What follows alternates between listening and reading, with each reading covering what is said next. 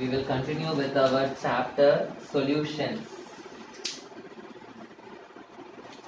Okay, so in the previous class we stopped with the third colligative property, the depression in freezing point. So today we will start the last colligative property, osmosis and osmotic pressure. Osmosis and osmotic pressure.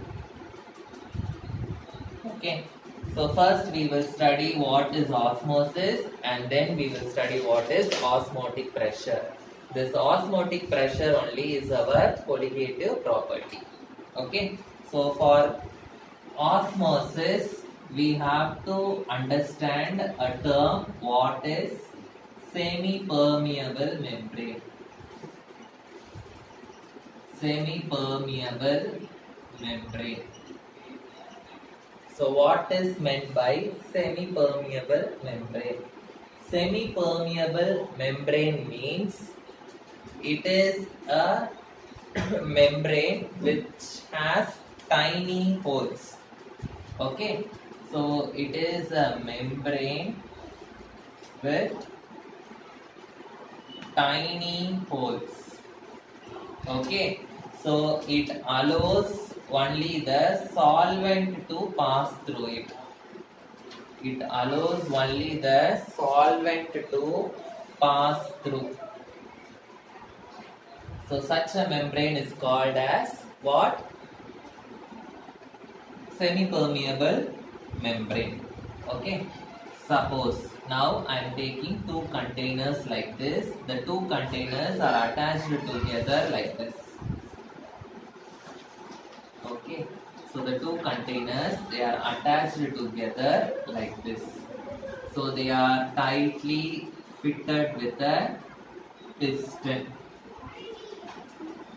Okay, in the center I am placing a semi-permeable membrane. The short form is SPM. Okay, in this side I am taking solution. In this side I am taking solvent. Okay, so in this side I am taking solution. Solution means what? Solute also will be there, solvent also will be there. Solvent means here only the solvent will be there. Okay, now in which beaker the solute concentration is more? In this beaker the solute concentration is more. Here the solute concentration is less. Here there is no solute at all, but here we are having the solute. So in this beaker the solute concentration is high. In this beaker there is no solute at all, so we can say the solute concentration is less. Now what the solvent will do is, the solvent will move from a region of low concentration to a region of higher concentration. So solvent from this beaker, it will go to this beaker through the semi-permeable membrane.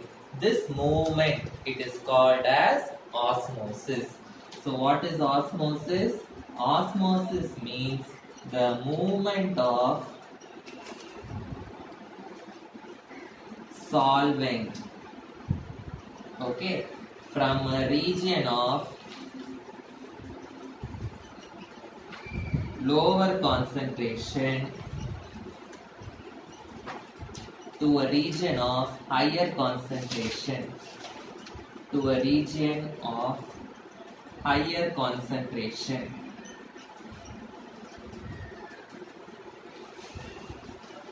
Is called osmosis. So understood? So what is osmosis? The solvent will move from a region of lower concentration to a region of higher concentration through a semi-permeable membrane. That also you should mention. Okay, through a semi-permeable membrane. It is called as osmosis. Okay, now here, from here the solvent will be moving this side. Now, if I apply pressure this side, what will happen? The movement of the solvent will stop. So, to stop this osmosis, we are applying one pressure. That pressure is called as osmotic pressure. So, what is osmotic pressure? Osmotic pressure means the pressure applied. The pressure applied. For what we are applying the pressure? To stop the osmosis. So, to stop the process of osmosis, it is called as osmotic pressure. So, understood what is semi-permeable membrane, what is osmosis, what is osmotic pressure. So now we are going to derive this number of moles of the solute with the help of this osmotic pressure. So the osmotic pressure, the symbol is pi. The osmotic pressure, the symbol is pi. So the osmotic pressure is directly proportional to osmotic pressure is directly proportional to the molarity of the solution, molarity at a given temperature. So osmotic pressure, it is directly proportional to molarity at the given temperature. So temperature, I am keeping the symbol T. Okay. So for molarity, I am going to keep the symbol C. So they are telling osmotic pressure is directly proportional to molarity at a given temperature. That means osmotic pressure pi is directly proportional to molarity at a given temperature. So pi is proportional to Ct. So to remove this proportionality sign, I have to add one constant. So I am adding a constant. Pi is equal to R into C into T. So R is the proportionality constant. It is also called as gas constant. We have studied this already. Okay. So R is the gas constant. Now we must write the formula for molarity. What is the formula for molarity? Molarity symbol I have taken C. So molarity is equal to, formula we have already studied, number of moles of the solute divided by volume of solution in liters. Volume of solution in liters. So this is the formula for molarity. So C is equal to, number of moles means N. Okay, solute means always I told you it is second component. So N2 divided by volume of solution V. So C is equal to N2 divided by V. This one I am going to substitute here. Okay. I will get pi is equal to, instead of C, I am going to substitute N2 by V into R into T. So what is N? Number of moles. Number of moles formula we know, mass by molar mass. So number of moles of 2 means mass of 2 divided by molar mass of 2. So I already told you in the previous video itself. So mass W, molar mass capital M. Molar mass I am taking capital M. That is why for molarity I am taking the letter C. Okay. So instead of N2, substitute this here. What I will get, pi is equal to W2 by M2 divided by V into R into T. So this M2 and V will come in the denominator.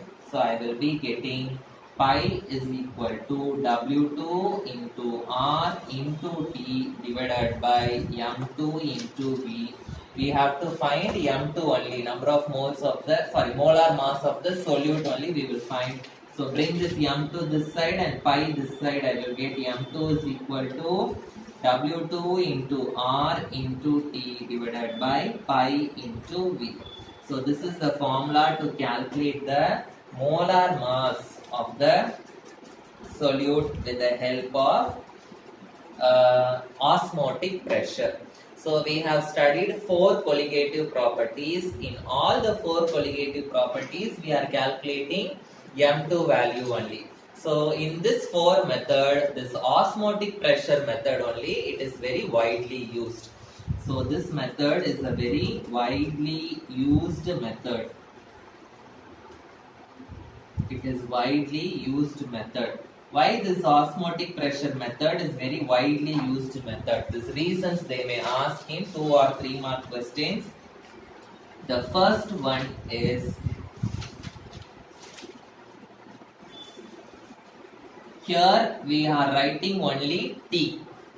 But in the other techniques, what we will be writing? TB, TF we will be writing. TB means what? Boiling point. TF means freezing point. So, but here this T means it is normal room temperature. So, we can do this technique in normal room temperature. So, that is why we are widely using this method. So, it can be done at room temperature itself. So that is my first reason. So the second reason is, in all the other things we will have written the delta TB or delta TF, it is proportional to molality, like that we have written. But here this is proportional to molarity. So always molarity is very easy to calculate compared to molality. So that is why. So molarity is used instead of molality. Molarity is used instead of molality. So that is the another reason why this osmotic pressure technique is widely used. Understood? Osmosis and osmotic pressure. So what is the use of this osmotic pressure technique? This osmotic pressure technique we can use to find out the molar mass of the biomolecules. It can be used to find molar mass of biomolecules. Biomolecules means what? The molecules which are present in our body, animal body, like proteins, vitamins, all those biological molecules. To find the molar mass of the biological molecules, we will be using this. And not only biomolecules, for the polymers. Polymers means what? Rubber, plastic. Okay, in that and all, how much solute is there, that and all we can find out with this technique. Okay, so the next one is reverse osmosis. Reverse osmosis. So I told you what is osmosis with the help of a diagram. So the same diagram I am drawing, but you need not draw again. Okay. So just for explanation purpose I am drawing again, but you need not draw again. So how I explained this osmosis? So here I will be having the semi-permeable membrane. This side I will be taking the solution. This side I will be taking the solvent. Yes or no? So here the solute concentration will be more. Here the solute concentration will be less. Yes or no? So what the solvent will do? It will move from the solvent area to solute area through the semi-permeable membrane, that is called as osmosis. This we know. Now if I apply pressure here, what will happen? This osmosis will stop. Okay. And that pressure is called as osmotic pressure. If I apply more pressure, if my pressure is greater than the osmotic pressure, what will happen? The solvent will start moving from this side to this side. This semi-permeable membrane, it will not allow the solute. Only the solvent it will allow. Yes or no? So first the solvent was moving this side. Now when I applied pressure, what happens? When the pressure is more than the osmotic pressure now the movement will stop. But when I apply more than the osmotic pressure, the movement will be reversed. So the solvent will start moving from this side to this side. That is, it will move from a region of higher concentration to the region of lower concentration, that is called as reverse osmosis. So when the pressure is, this you must mention, okay, when the pressure is greater than the osmotic pressure, when the pressure is greater than the osmotic pressure, what will happen? The solid moves from a region of higher concentration, from a region of higher concentration to a region of lower concentration, to a region of lower concentration. This process is called as reverse osmosis. This process is called as reverse osmosis. So where this reverse osmosis is used? So the reverse osmosis is used to purify seawater. To purify seawater. So this side I will take the seawater. Okay, this side I will take only water.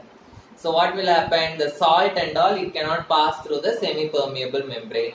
So when I apply more than the osmotic pressure, so the salt and all will be here, only the water will go that side. So to purify the seawater, I can use this reverse osmosis technique. Okay, so the next one is abnormal molar mass. Abnormal molar mass. So we are calculating the molar mass of the solute. Yes or no? Molar mass of the solute means what? We are calculating the M2 value. Okay. We have 4 techniques to calculate the M2 value. Relative lowering of vapor pressure, elevation in boiling point, depression in freezing point, and osmotic pressure technique we have. So sometimes this molar mass value will be abnormal. Abnormal means it will be a different value. Okay. So abnormal molar mass means the calculated molar mass means the molar mass which we are calculating, it will be greater or lesser. It will be greater or lesser than the original value. It will be greater or lesser than the original value. So then we call that molar mass as the abnormal molar mass. So when the molar mass value will become greater and when the molar mass value will become lesser. So when there is dissociation of solute, when there is dissociation of the solute, the molar mass value will be greater. When there is association of solute, when there is association of the solute, the molar mass value will be lesser. So we are going to take one example for both of these things. Okay. So first, dissociation of solute. Suppose I am going to add NaCl in water. I am adding NaCl in water. So which is my solute here? NaCl is my solute, water is my solvent. I will be calculating the M2, that is molar mass of the solute. Okay. But when I mix NaCl in water, will it be as it is in water? No. What will happen to this NaCl? This NaCl will divide into Na plus and Cl minus. I am taking only 1 mole of the solute, but when it dissociates, what is happening? 1 mole of Na and 1 mole of Cl I am getting. So this 1 mole, because of the dissociation, what is happening? It is dividing into 2 moles. So when I calculate the M2 value, it will be greater. Okay, because of the association, what is happening? the number of moles are increasing. So the molar mass value also will be increasing. Understood? Clear? Now I will write one example for association. So I am taking 2CH3COOH. What is CH3COOH? CH3COOH means it is ethanoic acid. Okay. So this ethanoic acid I am going to mix it with water. So when I mix this ethanoic acid, what will happen? So one ethanoic acid I am going to write like this: CH3 C double bond O OH. Like this I am writing. Another ethanoic acid I am writing this side: CH3 C double bond O OH. Like this I am writing. So this is one ethanoic acid and this is another ethanoic acid. So you know bond will be formed between oxygen and hydrogen. So what is this bond called as? Hydrogen bond. So because of this hydrogen bond, what is happening? Two molecules are becoming one molecule. Two molecule is becoming one molecule. So 2CH3COOH will become CH3COOH twice like this. So here there is 2 moles, here there is 1 mole. Okay. So what will happen? 2 mole is becoming 1 mole. So what will happen? The molar mass value which I calculate will be less. So that is why I have written the molar mass value when it will be greater when there is the dissociation of solute. When it will be lesser when there is association of the solute. So understood what is molar mass and how it is caused. Okay. So to calculate this abnormal molar mass, one scientist called Van 't Hoff, he introduced one factor.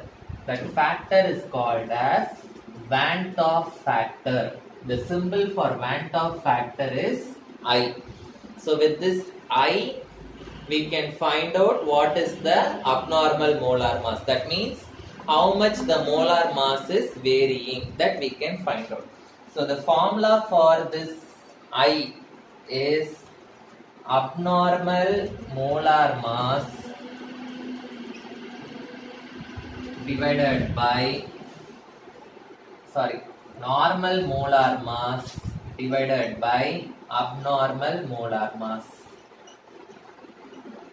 Normal molar mass divided by abnormal molar mass.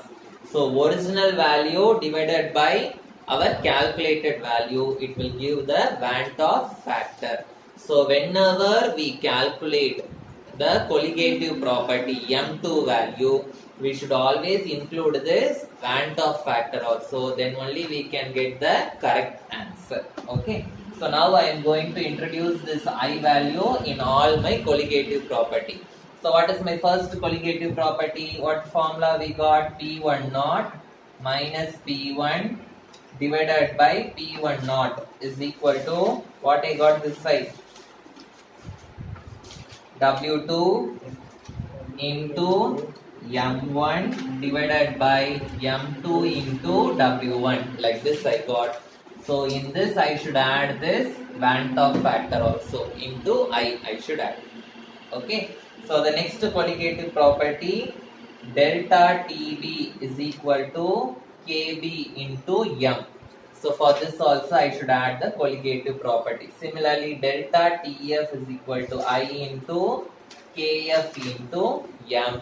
Similarly, for this osmotic pressure also I into N2 by V into R into T. Okay. So if you include the Van 't Hoff factor only, you will be getting the correct answer for the molar mass. Okay. So with this we are completing the solutions chapter. Okay. Thank you.